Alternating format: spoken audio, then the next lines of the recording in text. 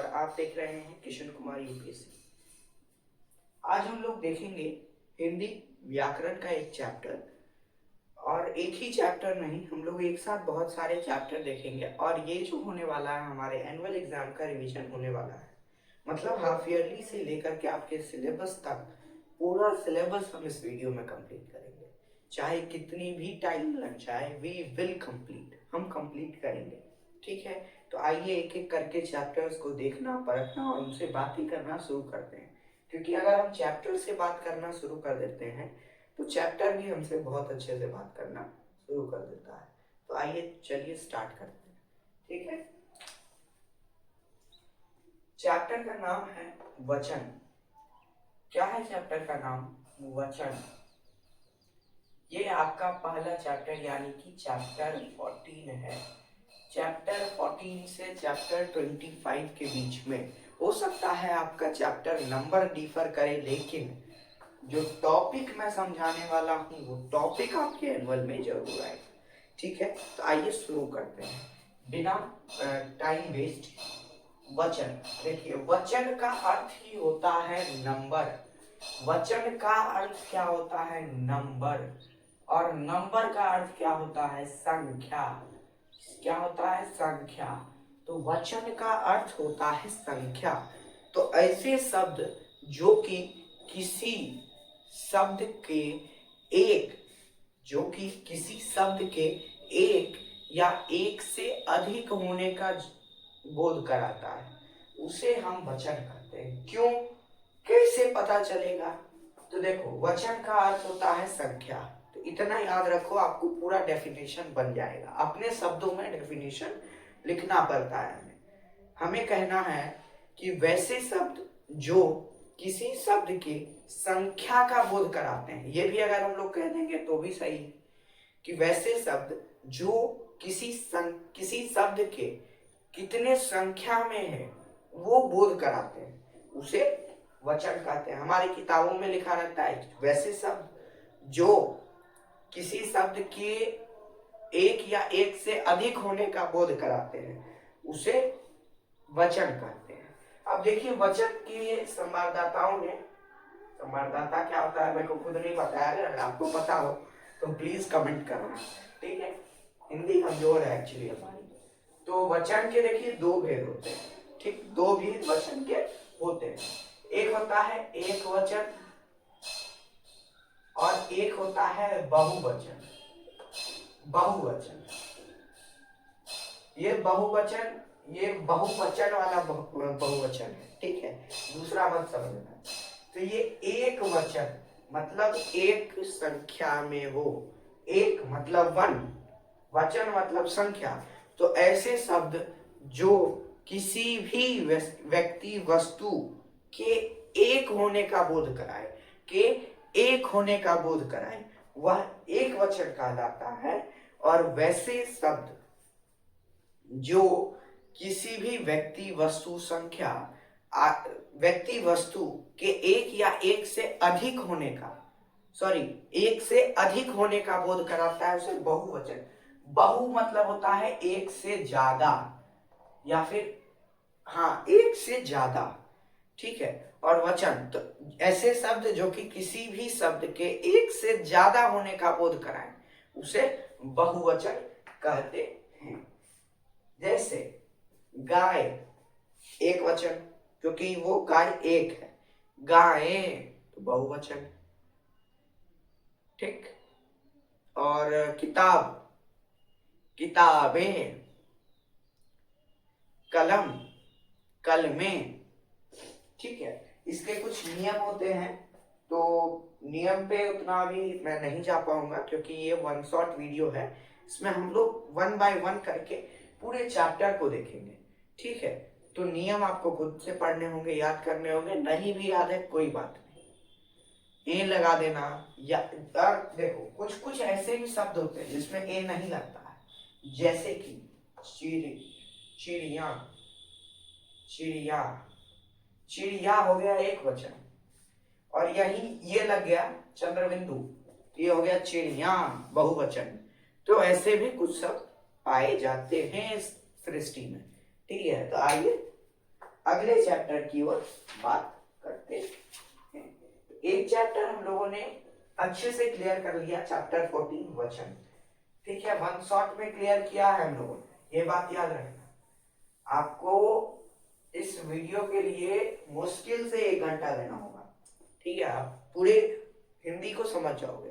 और मैं दावे के साथ कह सकता हूं कि अब अगर आपके सामने वचन से रिलेटेड कोई भी क्वेश्चन आएगा, चाहे वो वचन बदलने का ही क्यों ना आए, आप जवाब देने में सक्षम होंगे, ठीक है।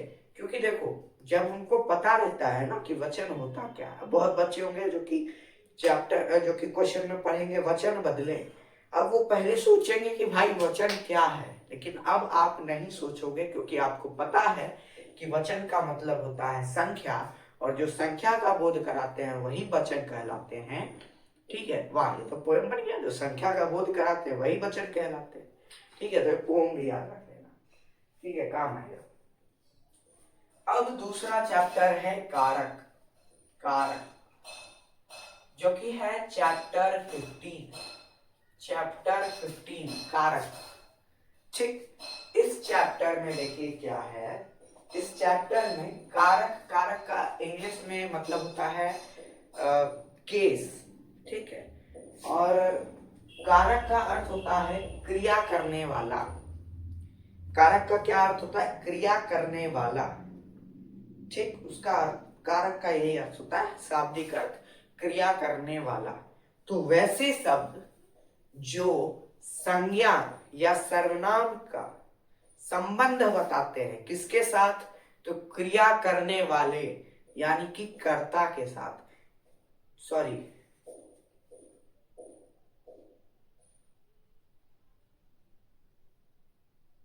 क्रिया के साथ, ठीक है। संज्ञा या सर्वनाम का संबंध बताते हैं क्रिया के साथ, उन्हें कारक कहा जाता है। जैसे कि देखो, ये आपको ऐसे समझ में आएगा, राम ने खाना खाया। अब जो लोग जो हैं हमारे अच्छे अच्छे बच्चे हैं, वो थोड़ा कमेंट करके बताना कि इसमें क्या है, आपका कारक क्या है, इसमें संज्ञा क्या है, इसमें सर्वनाम क्या है, ये हमें जरूर बताना। अब देखो, अब बताओ बताओ जल्दी, पहले बताओ फिर मैं बताऊंगा। बता दिया, ऑल द बेस्ट, आपका आंसर सही हो, ठीक है। और नहीं सही है तो कोई बात नहीं, मैं एग्जाम नहीं ले रहा था। ये जो राम है, ये राम क्या है, संज्ञा है। राम क्या है, संज्ञा है। किसी व्यक्ति वस्तु, याद करो, किसी व्यक्ति वस्तु स्थान के नाम को क्या कहा जाता था, संज्ञा कहा जाता था। तो ये आपको किसी गाय भैंस का नाम दिख रहा है, नहीं ना, क्या है, राम है, राम, भगवान राम, तो क्या है, संज्ञा है। किसी का भी नाम हो, गाय हो भैंस का नाम हो, तो वो भी संज्ञा है, ठीक है। अब देखिए इसका संबंध, खाना खाया, खाना खाया क्या है, क्रिया है, बात मानते हो, क्रिया है, वो भी आगे पढ़ेंगे हम लोग, क्रिया है, खाना खाया क्रिया है। तो राम और खाना खाया, इसके बीच को, इसको जोड़ने का काम किस शब्द ने किया, ने। तो ने क्या कहलाएगा बाबू लोग, कारक कहलाएगा। क्या कहलाएगा, कारक कहलाएगा। क्या कहलाएगा, कारक कहलाएगा। तो राम यानी कि संज्ञा या सर्वनाम के साथ क्रिया का संबंध जोड़ने वाले शब्द को क्या कह दिया गया, तो कारक कह दिया गया बाबू लोग। क्या कह दिया गया, कारक कह दिया गया। अब कारक के कुल 8 भेद होते हैं, ये आपको ऐसा ऐसा जितना शब्द दिख जाता है वो सब कारक है। ने हो गया, को हो गया, से हो गया, इसलिए हो गया, के लिए हो गया, सब कारक है, सब कारक है। और कारक के कुल 8 भेद बनाए गए हैं। कर्ता ने कर्म को करण से, इसको ऐसे हम लोग याद करते हैं। अब आइए एक एक को देखते हैं। कर्ता ने कर्म को करण से, मेरे साथ साथ बोलो, कर्ता ने, हाँ हाँ सुन रहा हूं मैं, कर्ता ने कर्म को करण से संप्रदान के लिए आपादान से, कर्ता ने कर्म को करण से संप्रदान के लिए आपादान से संबंध काकी के अधिकरण में पर संबोधन है ओ अरे, ठीक है, इसको ऐसे याद करो, इसको एक पोएम के तरह। कर्ता ने कर्म को कर्म से संप्रदान के लिए, आपादान से संबंध का के अधिकरण में पर संबोधन ये हो गया। देखिए अब आप इसमें गेस कर पा रहे होंगे कर्ता ने, तो जहां ने आपको दिखे वो क्या है, कर्ता कारक है। कर्म को कर्ता ने कर्म से, तो जहां से दिखे वहां कर्म कारक है। अब से में दो गो आ जाता है, एक आपादान भी से ही होता है, तो एक से होता है। देखिए हम आपको वाक्य में प्रयोग करके बताते हैं, हम कोई ऐसा वैसा टीचर है ना, बढ़िया टीचर, इसलिए सब्सक्राइब कर लेना, जाओ जाओ जल्दी कर लो कर। देखो राम पेड़ से पत्ते टूट गए, पेड़ से पत्ते टूट गए। क्या हो गया, पेड़ से पत्ता टूट गए। और एक और मैं आपको उदाहरण दे रहा हूं।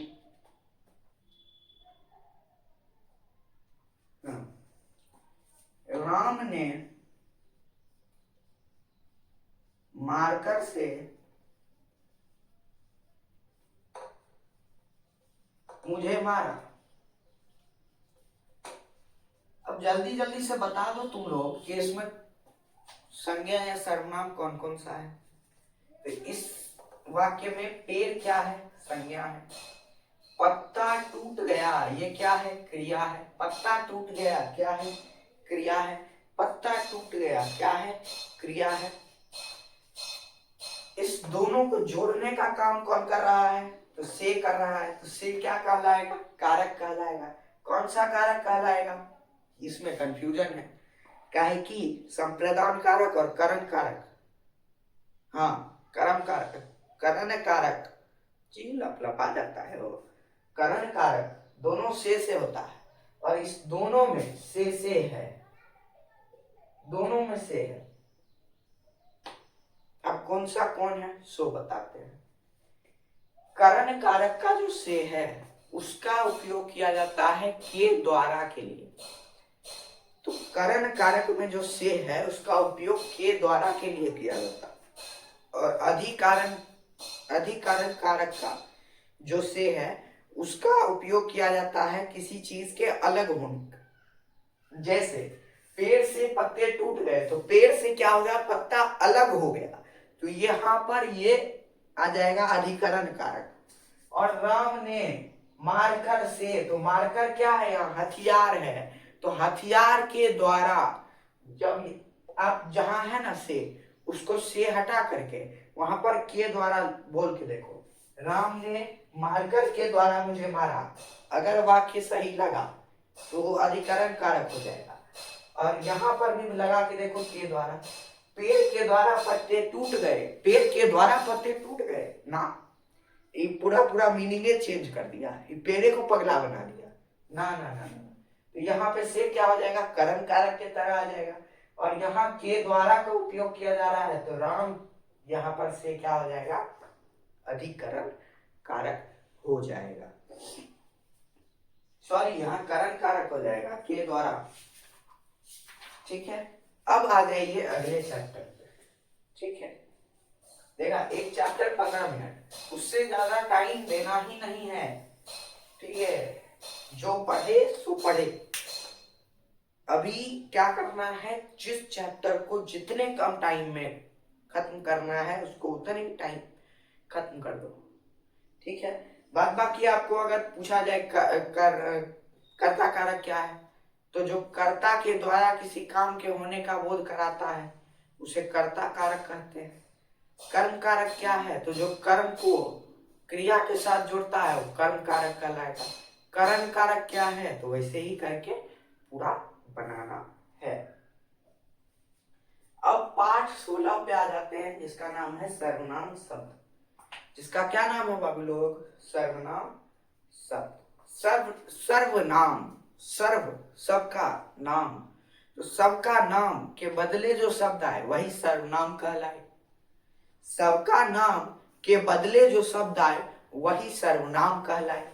ठीक है, तो जो संज्ञा या सर्वनाम, सॉरी, जो शब्द संज्ञा के बदले वाक्य में प्रयोग किया जाता है उसे सर्वनाम कहते हैं। क्यों प्रयोग किया जाता है?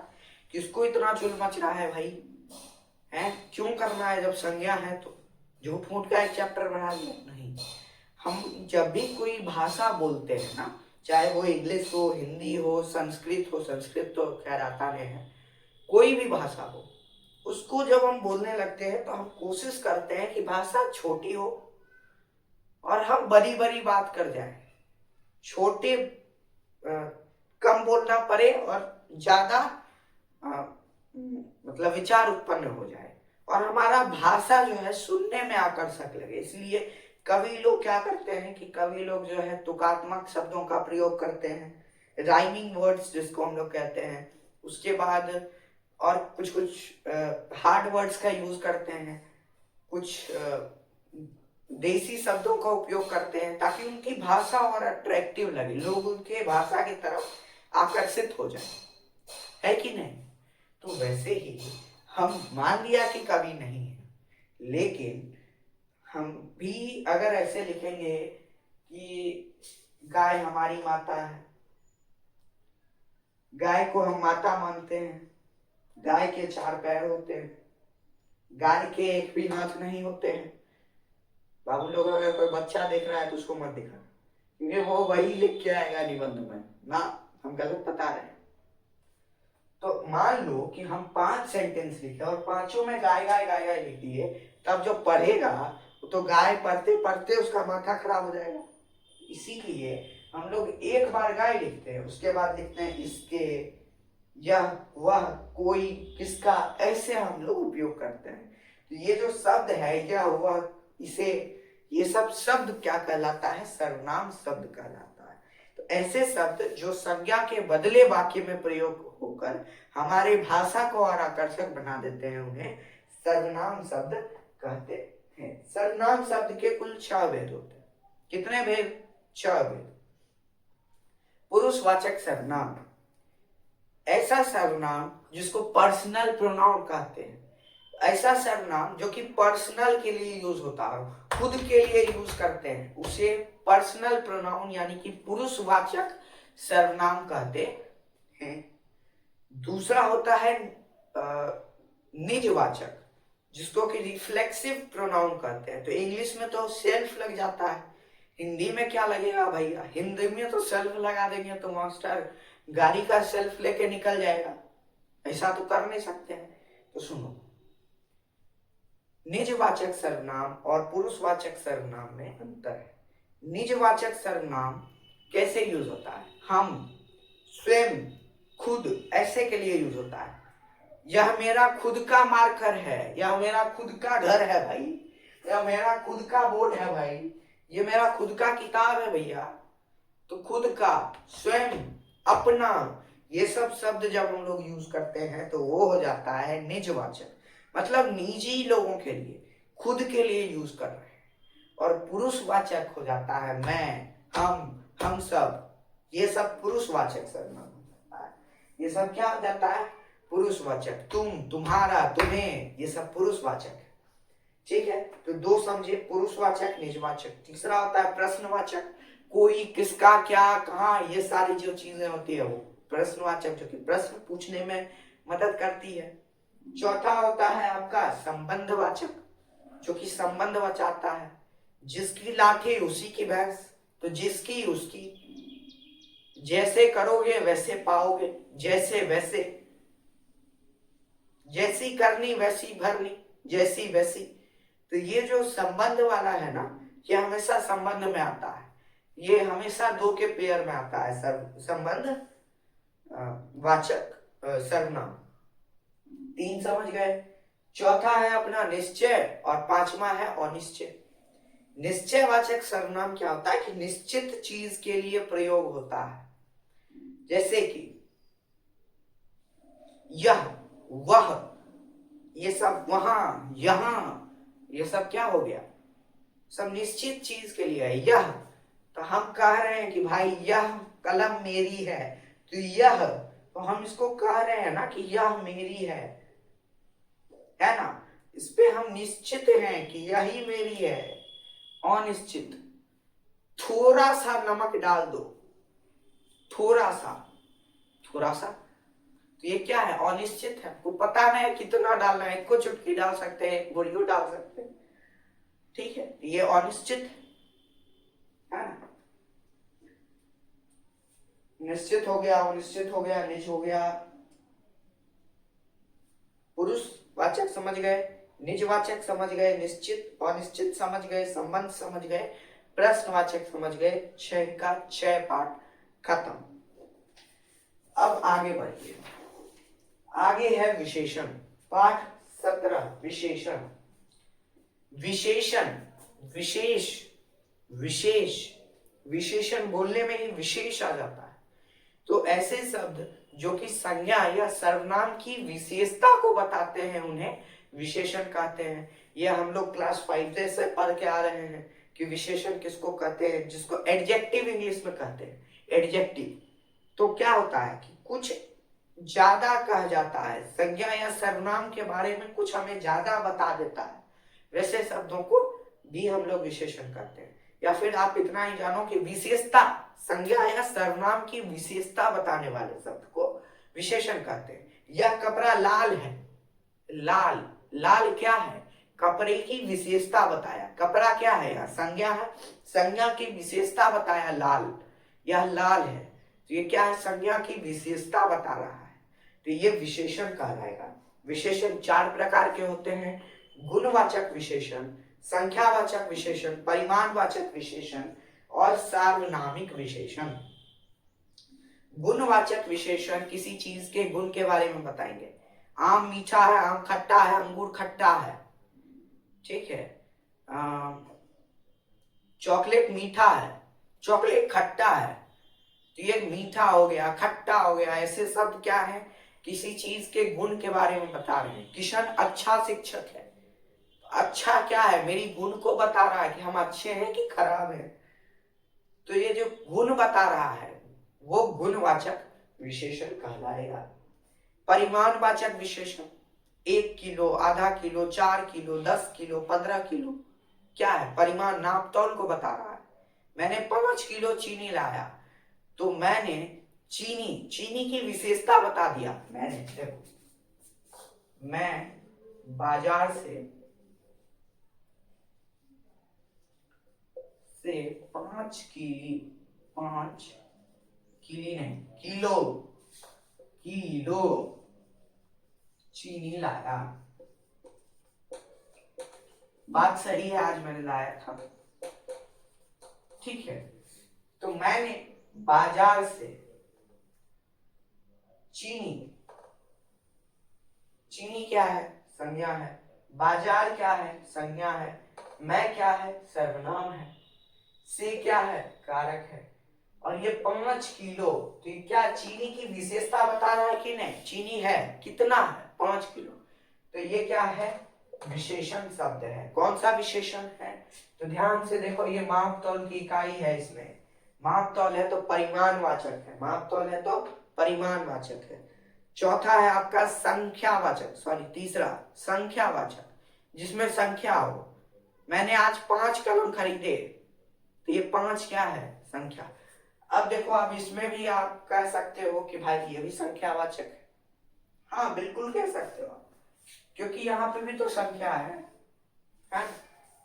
नहीं, जब संख्या के साथ माप तौल की इकाई लग गई तो परिमाणवाचक विशेषण बन जाता है, ठीक है। जब संख्या के साथ किसी माप तौल की इकाई लग गई, ग्राम लग गया, किलोग्राम लग गया, हेक्टोग्राम, मिलीग्राम, जो भी लग गया, जब लग जाता है तो परिमाणवाचक विशेषण कहलाता है, ठीक है।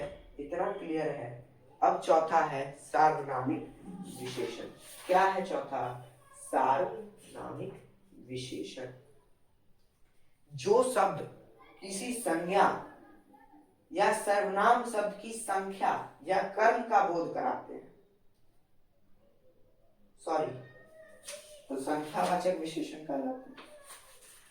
सर्वनाम, ऐसे सर्वनाम शब्द जो संज्ञा से पहले लगकर उनकी संख्या उनकी संज्ञा शब्द की विशेषता बताते हैं। छोड़ो, वह कलम मेरी है।